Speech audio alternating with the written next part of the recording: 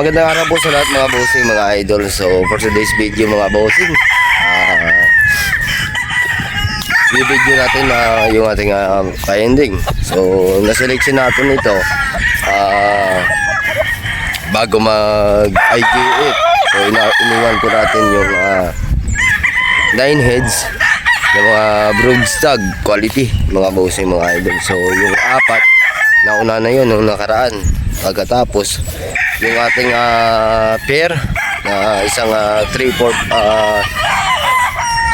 Possum at saka 1/4 Boston, yun yung ginawa nating ganador nung nakaraan mga bossing. So kung maalala nyo, so meron na po nang nanalo noon mga boss idol. So yung natitira 4 na piraso, ito po yung ipaparapol natin para sa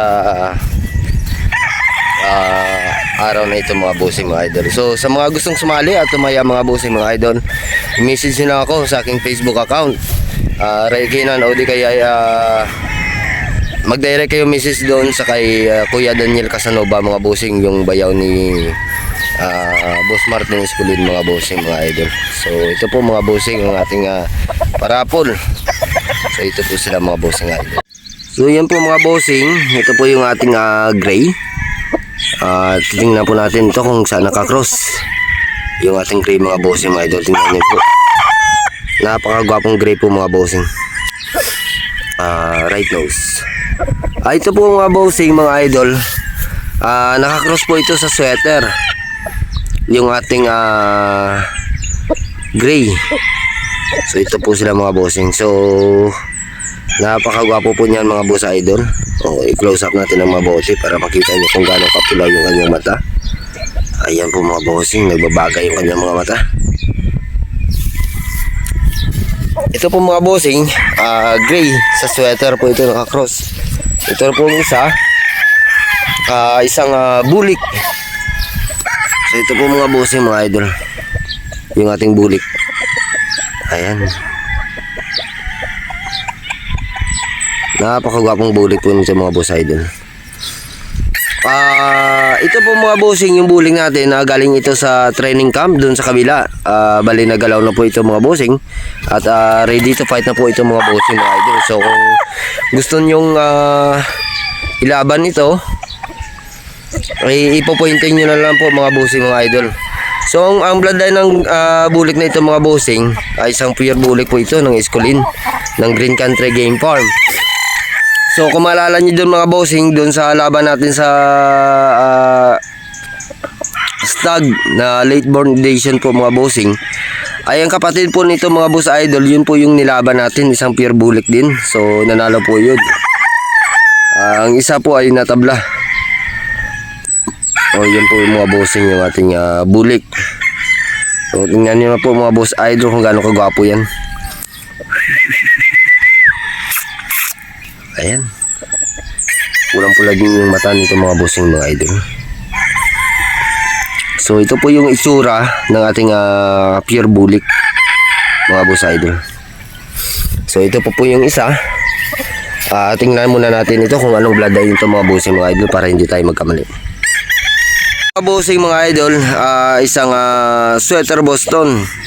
So yung ginamit natin ganador dito ay isang sweater at saka yung ating pulit ay isang Boston mga bossing, mga idol. Ayan po yung itsura ng ating sweater Boston. Napakagwapong manok din po ito mga boss idol. Pungusa po ito mga bossing dahil galing po ito sa training camp. So kinuha po natin ito para iparapol natin. At iuwi, kung hindi po natin ito kinuha, iuwi po ito sa Roas para palugunin. So kailangan po natin ng parapol para sa ating pagkakakitaan. So kinuha po natin ito. Sweater Boston po yan mga boss idol. Ito po mga boss idol ang ating isang sweater Boston. Ito po siya mga boss. So ready to fight na din po ito mga boss idol ha. So pag nanalo kayo,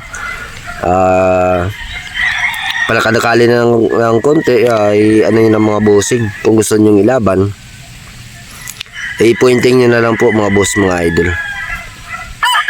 Ito yung ating sweater Boston. So 4 heads po ito lahat mga boss idol. Isang gray, yun po yung ating gray oh. Ayan po yung ating gray. Ayan, napakagwapo ng ating gray. So ito naman po yung ating Escolin Bulik. Yan po yung ating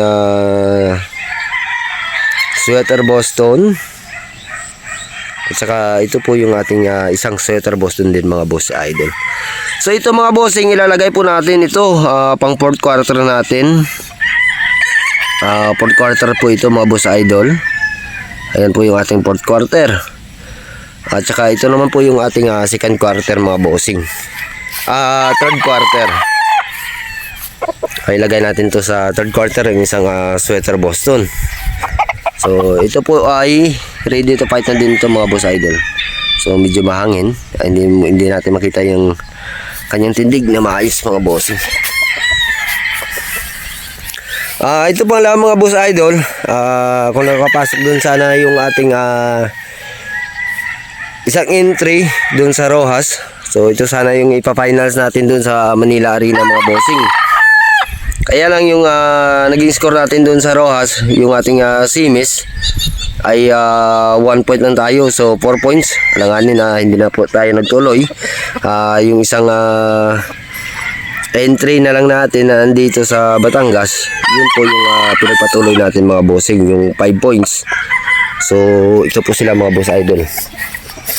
At saka ito naman po mga bossing ay ilalagay po natin ito sa 2nd quarter, yung ating Bulik White. Ayun po mga bossing. 2nd quarter po ito mga boss idol ha. Ayan. Set up po natin ito. At saka ito yung ating Poging Gray. Ay ilalagay naman po natin ito sa 1st quarter po mga bossing, mga idol. Yan po yung ating gray.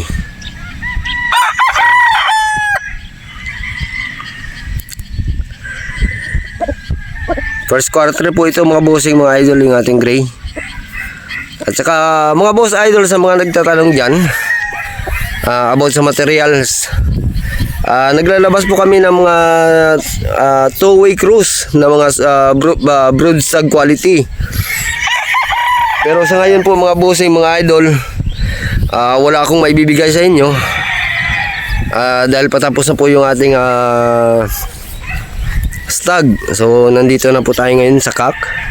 At saka yung guys, in-upload ko sa ating mga previous vlog po mga bossing, mga idol, ay may-ari na po ito yung ating mga manok nandito.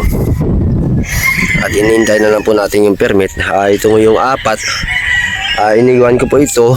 Selection ko po ito nung before pa yung yung IGF natin mga bossing, mga idol, dun sa SMX. So ito na po yung natira sa atin mga bossing, mga idol. At saka sa mga bibi pulit po mga bossing, mga idol, mag-update ako sa susunod na araw kung magkano na po yung price ng ating mga bibi pulit. Dahil nandito mamaya si Boss Martin Escolin, o bukas nandito siya, mas mabuting tanungin po muna natin siya kung magkano na po yung presyo ng mga bibi pulit natin ng mga pure. Kasi po every month yung sa pulit, bibi pulit, nagtataas po tayo doon ng mga presyo mga bossing. So hintayin lang po tayo sa mga nagtatanong po mga boss idol. Hindi ko pa sa ngayon hindi ko pa kayo masagot dahil wala pa akong update tungkol dun sa ating mga baby pulit. So sa ngayon po mga bossing, hanggang dito lang po yung ating video. At maraming salamat po sa inyong lahat mga boss idol sa patuloy niyong pagsuporta sa aking munting YouTube channel mga bossing, mga idol. So God bless po ang lahat mga bossing.